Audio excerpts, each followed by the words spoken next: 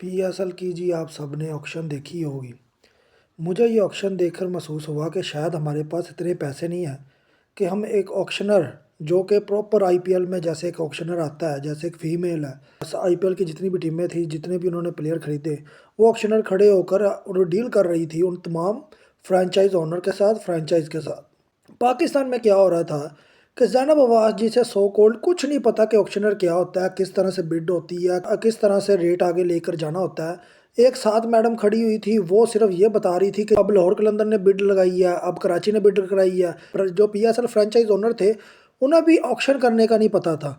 वो यानी कि एक बंदा पहले बिड करता, उसके बाद दूसरा बंदा खड़ा करता, लेकिन वो कट्ठे कट्ठे हाथ खड़े कर रहे थे, जिससे मुझे नज़र आया कि कैसे रेट आगे बढ़ना चाहिए था प्लेयर्स का, वैसा नहीं बढ़ा।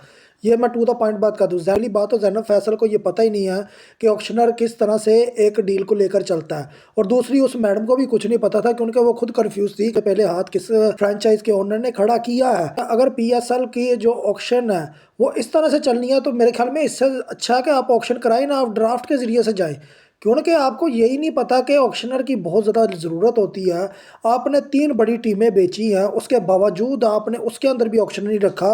मैं हैरान हूँ कि जब सियालकोट स्टालियन आई, जब हैदराबाद आई, तो उसकी जो ऑक्शनर की लिस्ट में ऊपर था वो वसीम अकरम था।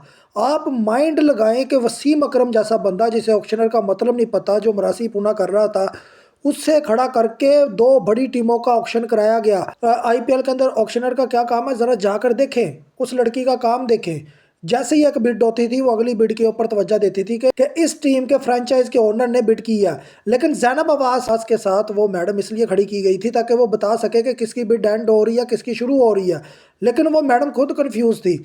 अगर वो ऑक्शनर थी तो फिर ज़ैनब क्या करने आई थी, मुझे ये हैरानगी है, क्योंकि बिड तो सिर्फ एक बंदा लेकर चलता है, बिड के लिए कोई 2 बंदे तो नहीं चाहिए होते।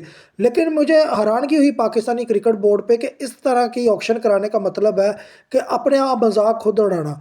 आप मुझे खुद बता दें कि मैंने पीएसएल ऑक्शन देखा, मुझे खुद शर्मिंदगी हुई कि जबकि आप खुद देखें कि लाहौर कलंदर ने जब बिड लगाई है, उसके साथ ही कराची ने बिड लगाई है, उसके साथ ही इस्लामाबाद ने बिड लगा दी, तो कैसे ज़ैनब फैसल को पता चला कि ये पहले इस्लामाबाद ने बिड लगाई है कि या किसी और फ्रेंचाइज के ओनर ने लगाई है। तो अगर पीसीबी फ्रेंचाइज के ओनर को समझाती कि बिड होती कैसे है, ये कोई सब्जी मंडी थोड़ा है कि अगर दूसरे पहले ने वो बिड लगा ली तो अब दो बाद में दूसरी बिड नहीं लगा सकते, आप उस प्लेयर को हासिल नहीं कर सकते, तो ऐसा कुछ नहीं था। लेकिन मैंने पीएसएल की जो ऑक्शन देखी है, मुझे हैरानगी हुई है। अगर ऑक्शनर आप अफोर्ड नहीं कर सकते, आप देखें कि मुल्तान सुल्तान की ऑक्शन कराने वाला कौन था, वो मस्करा जो A+ के ऊपर बैठता है, वो मस्करा आकर मस्करियाँ करके चले गया। लेकिन मैं कहता हूँ ये ऑक्शनर का काम है, ऑक्शनर को पता होता है कि बिड कैसे चलती है।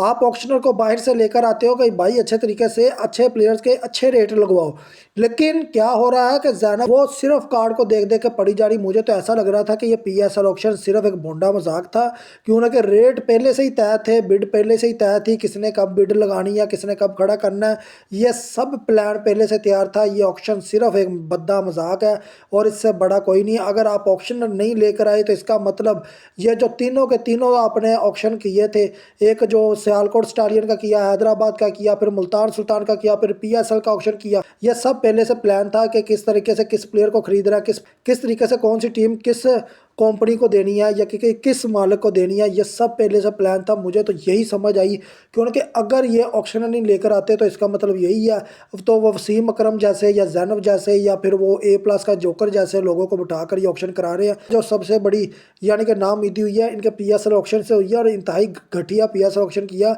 और यकीन माने आखिर में मैं एक बात करना चाहूँगा कि प्लेयर्स वैसे नहीं थे जितने कि इन्होंने रेट लगा दिए। अगर स्टीव स्मिथ जैसा 14 करोड़ का बिक जाए तो मेरे ख्याल में हम पीएसएल का ज़्यादा फ्यूचर रह नहीं गया। आगे आप खुद समझदार हैं।